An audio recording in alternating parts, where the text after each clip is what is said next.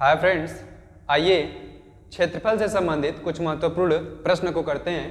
पहला प्रश्न है, दो वृत्तों के क्षेत्रफलों का अनुपात दिया है 4 और 9 है, तब उनकी त्रिज्याओं का अनुपात कितना होगा।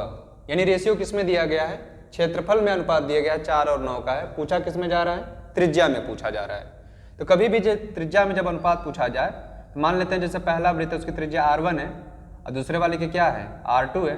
तो क्षेत्रफल में कभी भी अनुपात पूछेगा तो हम क्या करेंगे, उन्हीं का यानी क्षेत्रफल के अनुपात का हम क्या करेंगे, वर्गमूल ज्ञात करेंगे। क्या ज्ञात करेंगे, वर्गमूल।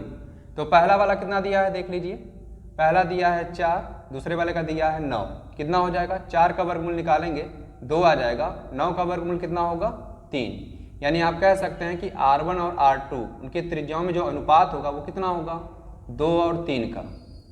यानी कभी भी क्षेत्रफल का अगर अनुपात दे रहा है, किसका दिया है, क्षेत्रफल का अनुपात दिया है और पूछ क्या रहा है, पूछ रहा है त्रिज्या में क्या अनुपात होगा, हम क्या ज्ञात करेंगे, वर्गमूल ज्ञात करेंगे। क्या ज्ञात करेंगे, 4 का वर्गमूल 2, 9 का वर्गमूल 3।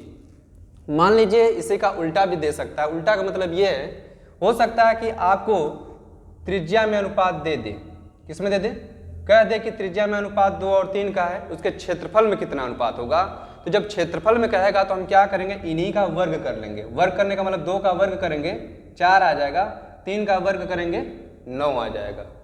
क्या करना है, अगर आपको क्षेत्रफल में अनुपात दिया है ठीक और त्रिज्या में पता करना है तो वर्गमूल ज्ञात करेंगे।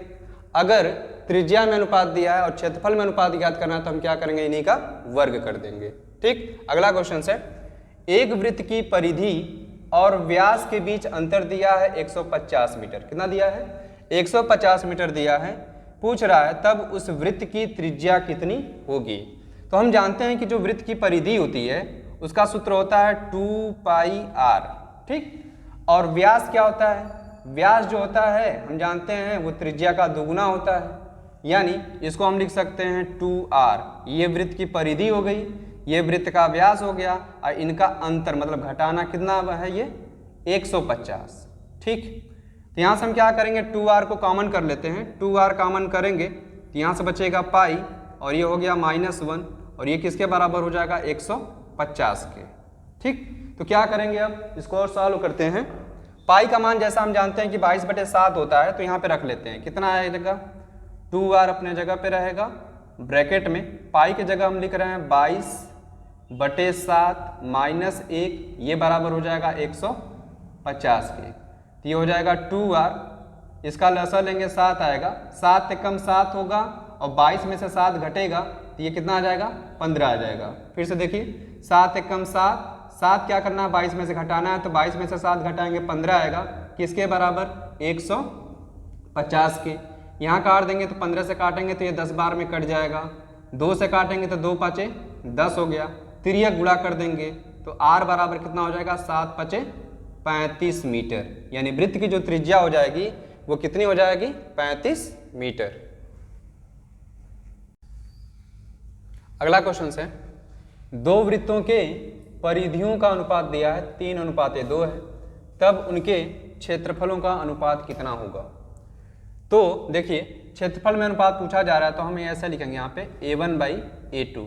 अनुपात किस में दिया है, परिधियों में दिया है। मान लेते हैं पहले वाले की परिधि क्या है, C1 है, दूसरे की क्या है, C2 है। तो हम ऐसे लिख लेते हैं C1/C2 का होल स्क्वायर।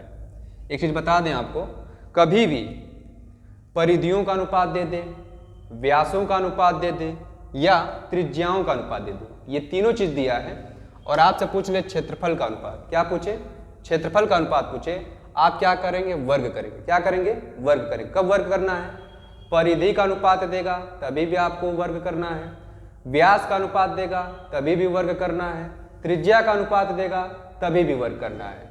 कब करना है, जब पूछा जाएगा क्षेत्रफल का अनुपात कितना होगा। तो देख लीजिए, पहले वाले की परिधि कितनी है, 3 है, दूसरे वाले की 2 है, जिसका हम वर्ग कर लेते हैं। 3/2 इसका वर्ग करेंगे, ये कितना आएगा, 3 का वर्ग करेंगे 9 और 2 का वर्ग करेंगे 4। यानी इनके परिधि क्षेत्रफल में जो अनुपात होगा A1 जो A2 होगा वो कितना होगा, 9:4। ठीक, सेम ऐसा ही अगला क्वेश्चन है, दो वृत्तों के त्रिज्याओं का अनुपात दिया गया है 1:2 है, तब उनके क्षेत्रफल का अनुपात क्या होगा। तो यहाँ किसका अनुपात दिया, देखिए त्रिज्या का अनुपात दिया है, तो हमें क्या ज्ञात करना है, क्षेत्रफल का अनुपात। तो आप जान ही रहे हैं A1/A2 कितना हो जाएगा, 1 और 2 का हम क्या करेंगे, वर्ग कर लेंगे, कितना आ जाएगा 1/4, यानी हो जाएगा 1:4। ठीक। अगला क्वेश्चन से, एक वर्ग की भुजा दी गई है 5 करड़ी में 2 सेंटीमीटर है, भुजा की लंबाई दी गई है, पूछा जा रहा है उसके विकर्ण की लंबाई कितनी होगी। तो जो वर्ग के जो विकर्ण की लंबाई होती है, वर्ग के विकर्ण की लंबाई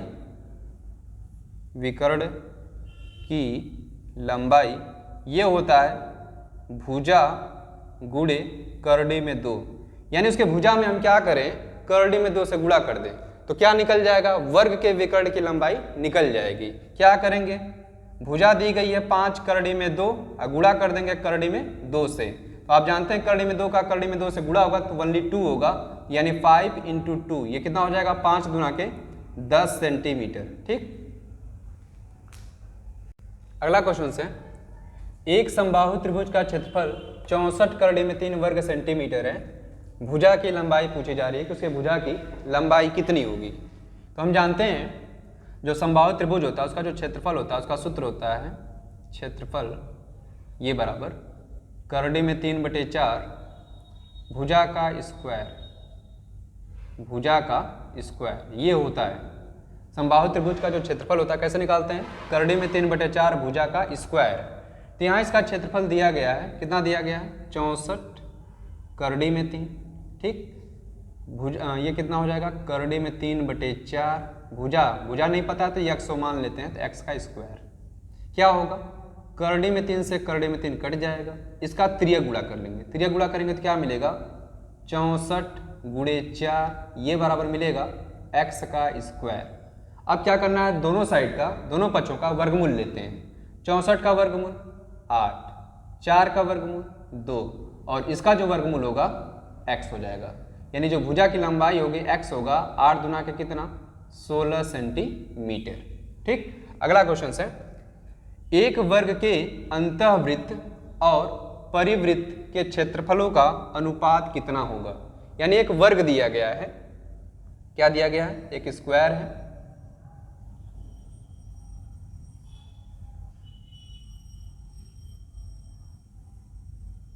और इस स्क्वायर में क्या है, एक अंतःवृत्त है और एक क्या है, परिवृत्त।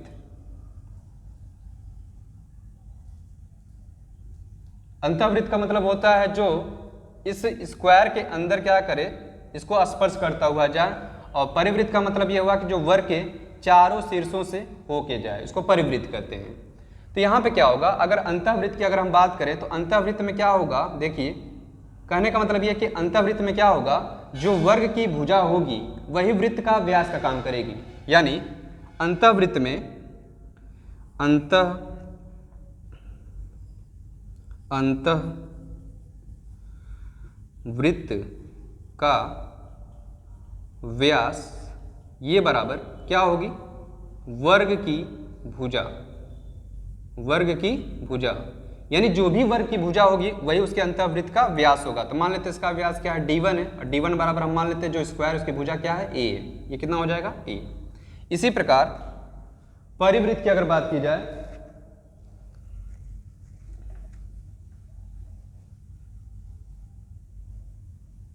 ठीक, अगर परिवृत्त की बात की जाए तो परिवृत्त का व्यास ये किसके बराबर होगा, तो परिवृत्त का मतलब यही है, तो ये किसके बराबर होगा, अगर इसको हम यहाँ से ज्वाइन कर दें, मिला दें, तो हम कह सकते हैं जो इस स्क्वायर का जो मतलब क्या होगा, विकर्ण होगा, उस बड़े वाले यानी परिवृत्त का क्या होगा, व्यास को प्रदर्शित करेगा। यानी जो परिवृत्त का जो व्यास होगा वो क्या बताएगा, वर्ग के विकर्ण की लंबाई, यानी जो वर्ग के जो विकर्ण की जो लंबाई होगी वो क्या बतलाएगा, वो बतलाएगा परिवृत्त का व्यास। इसको हम कर लेते हैं d2, और ये कितना होता है, वर्ग के विकर्ण की लंबाई कितनी होती है, ये होती है करड़ी में 2 × भुजा। अभी जस्ट इसके पीछे बताया गया है जो वर्ग के विकर्ण की लंबाई कैसे निकालते हैं, उसकी भुजा में करड़ी में 2 से गुणा कर देते हैं। ठीक। अब पूछा जा रहा है कि जो अंतःवृत्त है और जो परिवृत्त है इनके क्षेत्रफल का अनुपात कितना होगा। तो अभी आपको बताया गया है क्षेत्रफल में अनुपात कैसे निकालते हैं, A1/A2। बताया गया है कि अगर परिधि दी रहे या व्यास दिया रहे या त्रिज्या दी रहे तो हम क्या करते हैं, उन्हीं का वर्ग कर लेते हैं। तो चलिए इनका वर्ग करते हैं। इसका स्क्वायरिंग करेंगे a, और इसका क्या व्यास है, करड़ी में 2/a, इसी का हमें वर्ग करना है। a से a क्या हो जाएगा, कट जाएगा, तो यहाँ से क्या बचेगा, 1 बचेगा। 1 का वर्ग करेंगे तो 1, और करड़ी में 2 का स्क्वायर करेंगे तो ये 2 हो जाएगा।